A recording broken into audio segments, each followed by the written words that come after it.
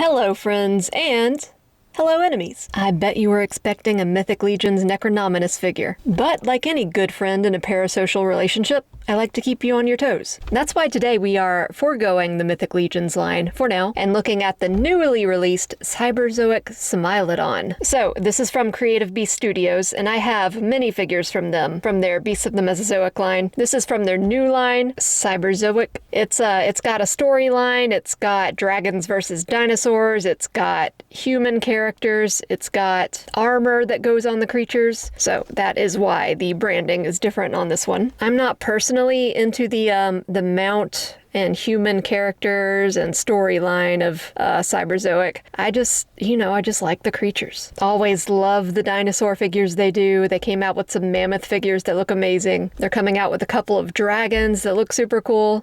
I've always wanted some really nice figures of extinct animals, and Creative Beast delivers. But yep, there's going to be some animals that are under the Cyberzoic banner rather than Beasts of the Mesozoic, like a Carnotaurus, I think.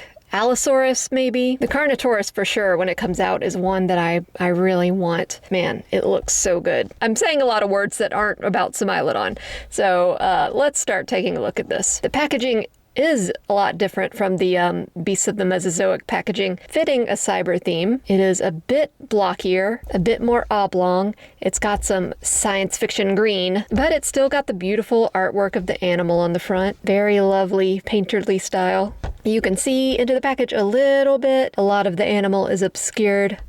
I noticed there's a sci-fi grid background. They're really leaning into the sci-fi theme with this. Facts on the back, a shot of the figure, and then kind of an advertisement for the other things that can come with the figure. Or not come with the figure, they're sold separately, but things that can be added to the figure. You've got the armor and Dragolina. Today's beverage is Phoenix Oolong, and let's open up this saber-toothed cat. So this is my first Cyberzoic figure. I do plan on getting more as budget allows, just because, like I said, they're coming out with some really cool figures that I want.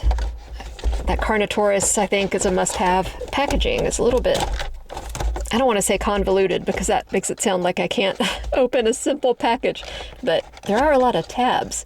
With the Mesozoic line, it's basically just a box that you open. But there are tabs, there are hexagons. So really cool packaging design. From the beginning, they've had good packaging. A lot of what makes it is the beautiful art on the front. So this ear was loose in the package. I think it's supposed to be attached to this head, but it was down in the crevices. So what we're looking at is colloquially known as the saber-toothed tiger, but its scientific name is Smilodon. More precisely, this is Smilodon populator.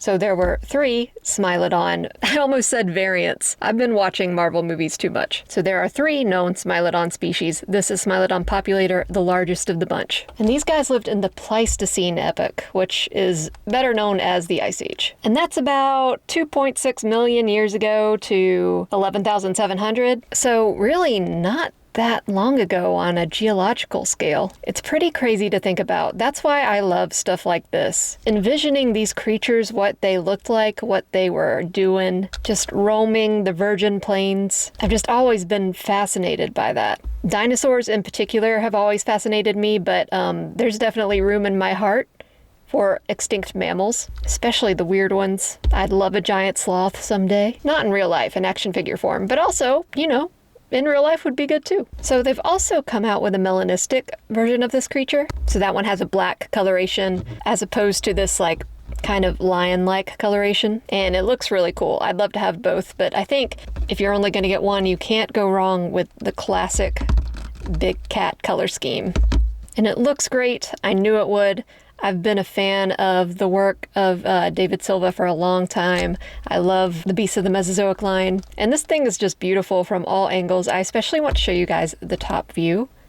Look at that. I just love how lithe and slinky it is from that perspective. And then you look at it in profile view, it's barrel-chested, huge muscles. It's got to have muscles. Very stout on the back end. A cute little tail. The front view of the face is adorable. It's got a very pronounced snoot, very robust nasal area. Its eyes are kind of gentle, huh? Definitely doesn't look like it would eagerly review to shreds, but I'm sure it would. You definitely get a feel for the fur. It's very rough in some places, a little bit more fine in others. Very coarse around the belly and the neck. It's got this rough on the head, and it's got a lot of subtle details with the paint, some patterning, and it all works really well together. I especially love these stripes up top. It reminds me of thylacine, white dry brush, and even its little paws are painted. Yeah, I love this. I mean, honestly, if I had the money, I would buy all the creatures that Creative Beast Studio sells. I just love them. I just want a room of nothing but dinosaurs and saber-toothed tigers and mammoths. That would make me a happy girl. When I was a kid, it was always my dream to become rich enough to just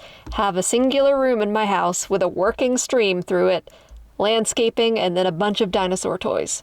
And, you know, that's kind of still my dream. So there's also some spot gloss on the nose and the eyes and inside the mouth. And the canines in particular are very shiny. They are so smooth and shiny. I love just running my thumb along them. Is that weird? If you guys could feel how smooth they are, you would do the same. So I actually wasn't expecting the mouth to be articulated, but it is. We'll get to this in a minute in more detail, but it comes with this alternate head, so I thought that this one would remain closed and this would be your open mouth head. But no, this one opens as well, pretty nicely. The biology there isn't maybe completely accurate on this head, but it's an action figure. It looks more natural if you just open it a little bit, not all the way. Now she's fresh from the package, so it's gonna be a little bit stiff. But if anything sticks, I will just heat it up.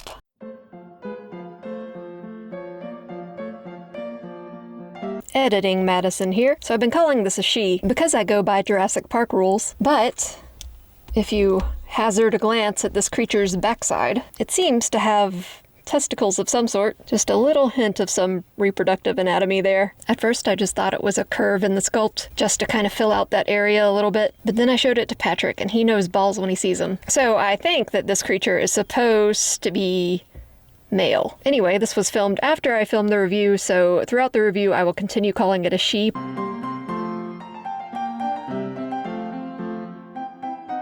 That's some nice head tilt. This fur ruff on the neck comes out. I just wanted to remove it to see if we could get some more movement out of the neck. I don't think so. I think that is all we're getting. It seems like it wants to move up more, but I don't believe it does. But you get some awesome side to side with that. If you're posing the neck, you might want to use this short ruff instead. I don't really know which one I prefer more. I guess this one is more for when it's fluffed up, you know, like an angry cat. Or if you have multiples of these, you could switch out the manes to make them more individual. I do think I like this one more though. It still keeps the coloration. With the neck and head movement in conjunction, you can get some good side to side. I do wish there was a little bit more arc up. Got some side to side on that torso as well. And some crunch, so ostensibly it could sit down. Cute little tail, so adorable, I love it. It's got some very beefy front limbs and some pretty short, stout back limbs, which is accurate, but can make for some awkward posing, just because to get it in a stance that looks realistic, you have to position it a certain way. That's not a bad thing at all, it's just a fact of life. Elbow. The leg swings out so far. Thick elbow joint. Twist on that ankle. And then a really nice up and down at the paw. It's just on a hinge joint, but there's a lot of radius. So let's look at the back legs. Once again, very nice movement. Knee. Oh, knee. Oh, it's stuck a little bit. Right, there we go. And on mine, I don't know if they're all like this, but mine, the paint doesn't really reach all the way. You can see the joint there. That does not bother me. It takes a lot more than that to annoy me, but it is noticeable. Back and forth on the ankle. You got some twist on that as well. And then another nice hinge joint at the paw. So I imagine you could get this creature in all sorts of interesting poses. In addition, and this is something that I've noticed a lot of Creative Beast Studio figures do, which I appreciate, the legs do arc in and out a little bit. So you can add a really nice sense of movement with that. And here it is sitting down. That is so adorable. I mean, realistically, the legs I think would be curled more and the paws would be under the thighs, but I mean, come on, this is a piece of plastic. I think this is the best you're going to get, and it looks amazing. Aside from the interchangeable manes, it does come with some other things that we'll look at. So let's take a look first at this extra head. So here you see an angry Smilodon. Once again, beautiful work. The texture, the paint, the gloss, everything is on point. Love those teeth. They are wicked. It's about to bite down into a prehistoric camel or something. So let's talk about these ears. The ears are modular. You can pop them out. You can pop these out as well. Switch them. So initially I thought the swappable ears were to denote mood. Of course, when you have an attacking face like this, you want ears laid back. And then for a calmer, relaxed expression like this, you want ears that are alert but not threatened.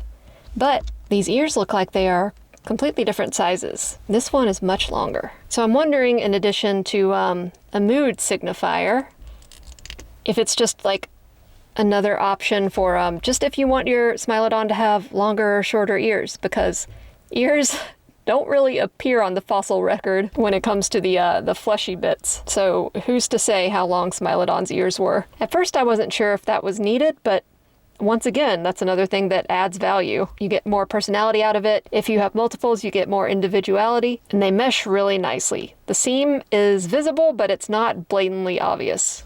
So if you notice, our Smilodon has her claws bared, but it doesn't have to be that way. She can be relaxed because she comes with extra paws where the claws are retracted. And that goes for every one of the feet. And it should be pretty simple just to pull one of the paws off and replace it. Just like that. It's not really going in well because it needs to be heated up, and I don't want to force it any more than that. So if you are replacing the parts and they don't pop in, I would recommend some heat.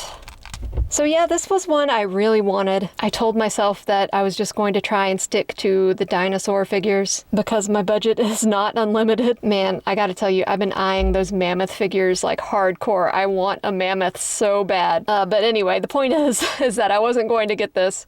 But then Patrick wanted it. So, I mean, it was something we both wanted, and I can use it for illustration reference, so it'll be more than just a toy. It's for work as well, and I'm very happy we got it. I love this thing. It makes me want even more of the Creative Beast mammals. I want that mammoth. So what are we looking at for scale with this? This is a 1/12 scale figure. This species of Smilodon was pretty big, not enormous, but if you saw one coming toward you, you'd definitely be afraid. I mean, this is what my cat did to me the other night. Imagine what this thing can do. They'd come to about chest height on an average human. So how will this fit in with your other figures if you are planning on having them interact? See, here is Rogue. Yeah, I feel like realistically Smilodon would be a little bit bigger, but this is less about comparing scale and more about just showing it with other figures to see how it looks. Here is Mezco, Indiana Jones. We've got NECA, Marty McFly, meeting his first saber-toothed tiger, and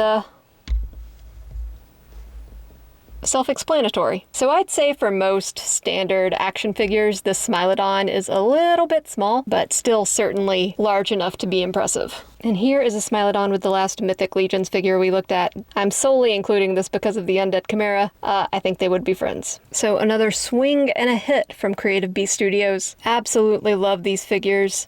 Their figures are among my favorites. They are pricey, which is why I collect sparingly, but I am a huge dinosaur nerd, extinct creature nerd, and I am a paleo artist as well. So aside from how awesome these figures are, they are very valuable for reference. That being said, I've never drawn a saber-toothed tiger, and I guess it's about time I got started. One thing I have noticed while messing around with this thing is that this joint sticks out a bit, and I don't know if it's that way on everyone's or if there's just something wonky with mine, because this leg looks fine. You can kind of see the disparity there. And I've tried heating it up and stuffing it in, and it's not really working, so I don't really know what's going on. It's not a deal breaker, but it is noticeable. Like once I notice it, I just keep looking at it. Yeah, this joint just doesn't want to fit together well for some reason. So yeah, if you have this figure, let me know if it's the same on that right front leg for you as well. But all in all, fantastic figure. Now I do kind of wish I also had the black one so they could hang out. But yeah, very, very glad to have this. I think it is it's definitely worth it. So as always, likes and subscribes are very appreciated. Comments are more than welcome, and I will see you guys on the next one, where we'll be back to the Mythic Legions. Maybe, probably. Well, we'll see.